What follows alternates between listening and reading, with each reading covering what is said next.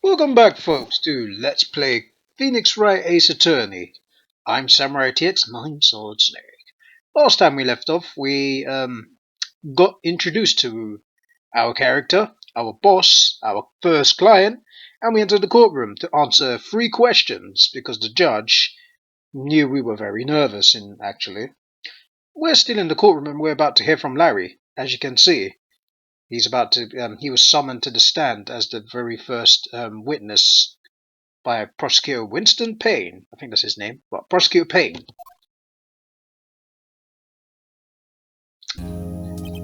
Ahem. Mr. Butts, is it true that the victim had recently dumped you? Hey, watch it, buddy. We were great together. We were Romeo and Juliet, Cleopatra and Mark Antony. Didn't they all die? I wasn't dumped. She wasn't taking my calls or see me. Ever. What's it to you anyways? Mr. Butts, what you described is generally what we mean by dumped. In fact, she had completely abandoned you. I was seeing other men. She had returned from overseas with one of them before the day of the murder. What do you mean, one of them? Lies! All of it lies! I don't believe a word of it! Your Honor, the victim's passport. According to this, she was in Paris until the day before she died. Passport added to the court record. Thank you very much. Indeed. She appears to have returned the day before the murder. Dude, no way! The victim was a model, but she did not have a large income.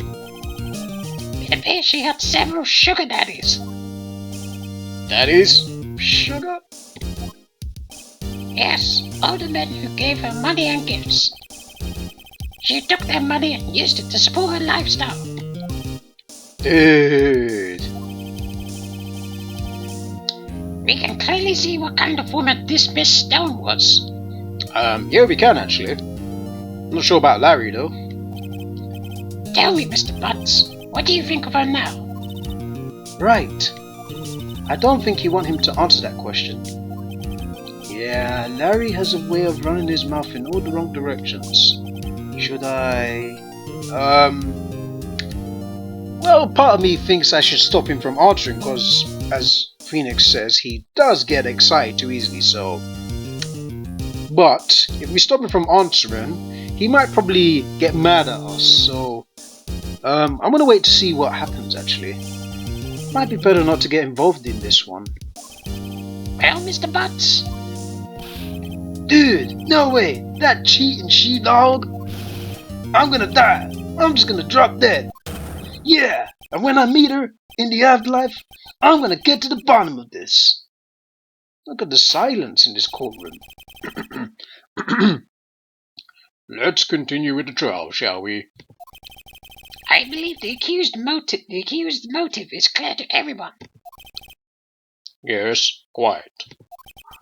Oh boy, this is not looking good. Next question. You went to the victim's apartment on the day before the murder, did you not? Well, did you or did you not? Well, maybe I did. And maybe I didn't. Uh-oh, he went. What do I do? We're not going to stop him from answering again. We're going to have him answer honestly. We're not going to interfere with him. Because if we interfere with him, he's probably going to get mad at us. So I'm going to be like the nice person I am and have him answer honestly. I know. I'll send him a signal. Table smash. Tell the truth. Yeah. Yeah, I went there. Wait, yeah. I was there. I went. Oh boy. Was that a good idea to make him be honest? Order. Well, Mr. Butts. Dude, chill. She wasn't home, man. So, like, I didn't see her. That's why I'm doing that voice with Payne. That's the only reason why I'm doing that voice with Winston Payne, because that is the way I remember it. That squeaky objection, you see? Your Honor, the defendant is lying. Lying? Lying? The prosecution would like to call a witness who can prove Mr. Butts is lying. Well, that simplifies matters. Who is your witness? The man who found the victim's body just before making the gruesome discovery. He saw the defendant fleeing the scene of the crime. Did he really? Order! Order in the court! Mr. Payne, the prosecution may call his witness.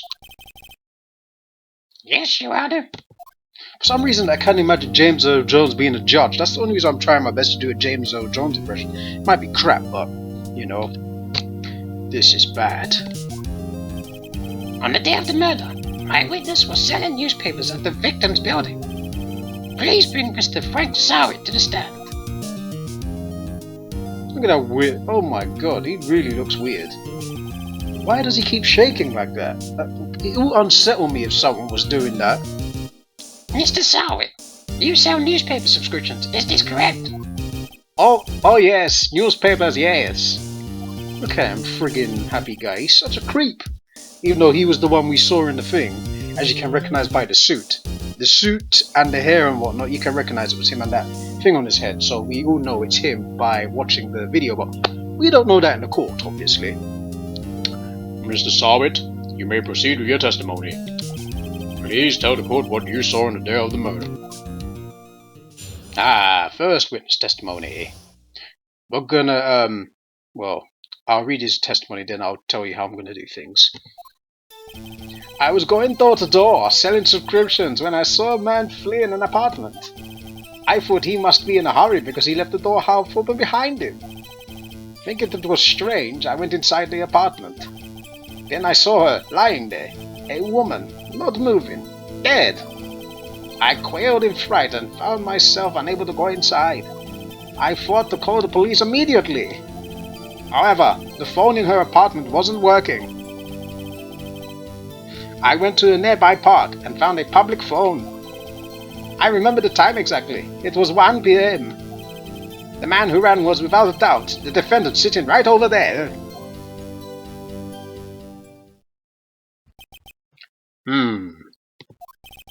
Larry, why didn't you tell the truth? I can't defend you against a testimony like that. Incidentally, why wasn't the phone in the victim's apartment working? Your Honor, at the time of the murder, there was a blackout in the building. Aren't phones supposed to work during a blackout? Yes, Your Honor. However, some cordless phones do not function normally. The phone that Mr. SamuraiT used was one of those. Your Honor, I have a record of the blackout for you per usual. I'll look into that as well. The blackout record. Now, Mr. Wright. Yes? Yes, Your Honor? You may begin your cross-examination. Cross-examination, Your Honor? Alright, Wright, this is it. The real deal. What exactly am I supposed to do? Why, you exposed the lies the testimony the witness just gave. Lies? What? He was lying? Your client is innocent, right? Then that witness must have lied in his testimony. Or is your client really guilty? No, he's not. Huh? How do I prove he's not? You hold the key. It's in the evidence. Compare the witness's testimony to the evidence at hand. There's bound to be a contradiction in there. First, find contradictions between the court record and the witness's testimony. Then, once you've found the contradiction evidence, present it and rub it in the victim's face. Or witness's face. Victim's face. The victim's dead. Why the hell would I rub it in the victim's face? Okay. Touch the court record button and point out contradictions in the testimony. Alright. Right. This video has actually gone on for, I think 5 minutes, but we'll crack on to his testimony. 2 of them, because there's going to be 2 testimonies of him. Or 3, I think. But I haven't played this game in a while, so yeah, I'm pretty rusty. I don't think there was nothing wrong with that statement. Okay, I'm going to skip that one. I would press, but you know, I'm not going to. I'm just going to keep looking through them. Woman not moving, dead. Okay. Quite in fright and found myself unable to go inside. Okay. I thought to call the police immediately. Okay. However, the phone in the apartment wasn't working. Yeah, because Winston Payne said there was a blackout. I went to a nearby park and found a public phone. I remember the time exactly. It was 1 p.m. That's what bothers me, because she did not die. She did not die at 1 p.m. You see, she died 3 hours. Well, 3 hours later, or 4 hours later, because it was between those two times. So I'm curious. Was there really a body to discover at 1 p.m.? I don't think so. You found the body at 1 p.m.? You're sure? I think it's meant to be, are you sure? You know? Yeah, that is it. Yeah, are you sure? You sure? Yes, it was 1 p.m. for certain. Table smash. Frankly, I find that hard to believe. Your statement directly contradicts the autopsy report. The autopsy notes the time of death at sometime after 4 p.m. There was no body to find at 1 p.m. How do you explain this 3-hour gap? Huh?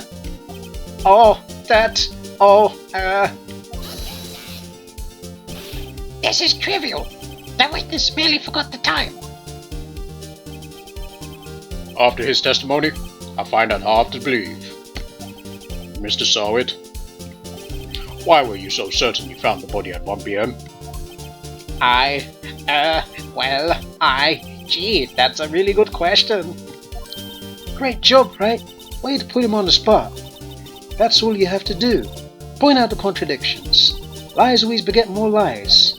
See through one and their whole story falls apart. Damn straight. Wait, I remember now. Would you care to give your testimony again? Alright, let's crack down his testimony. Yes, you see, when I found the body, I heard the time. There was a voice saying the time.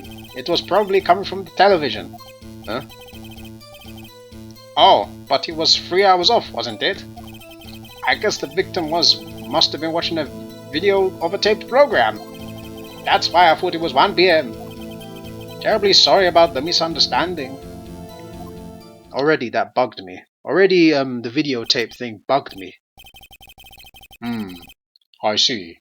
You heard a voice saying the time of the taped program. Mr. Wright, you may cross-examine the witness.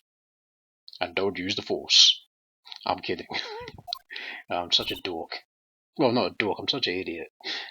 Right. You know what to do. I've got this one. You know what, that line when you know that line that Phoenix Wright just said of "I've got this one." It reminds me of Tej. If you've watched Fast and the Furious, like one of them, I think it's Fast 6, the 6th installment. They were trying to talk to Tej, and Tej kept just saying, "I've got this." So yeah, I kind of thought that in my mind. But anyway, back to the actual game, not movie talk. You see, no, there's nothing wrong with that. The voice saying from the time was coming from television. That already bugs me, but let's skip. I'm gonna press actually. I'm gonna press. Are you sure it was for television and not a radio? Well, no, I guess it might have been a radio. Incidentally, there was no radio on the premises. There was only one large television. Right. I can't put my finger on it, but something about this seems fishy. Something about hearing the television. Yeah, I know. But I just pressed that one first. The witness has testified he heard the time. Okay. 3 hours off, wasn't it? Okay. Aha! That's the statement that bothers me. Cause, how can you hear anything if there was a blackout? Because Winston Payne submitted evidence saying there was a blackout. So we're going to look at this blackout. Look. Electricity to Miss Stone's building was out from noon. So how could he hear something at 1 PM if it was gone at 12 o'clock in the afternoon? That's totally impossible. 1 hour earlier, 1 hour earlier. Well, he's saying the events of 1 hour later. He heard it an hour later, because 1 o'clock, but it was cut off an hour beforehand. So straight up, he's contradicting himself, because he couldn't have used any video. Well, Cindy Snow could not have used any videotape program or anything when there was a blackout in the building. So impossible, I'm afraid. I'm gonna have to present the blackout record. Hold it right there! The prosecution had just said there was a blackout at the time of the discovery, and this record proves it. Huh? Table smash. You couldn't have heard a television or a video.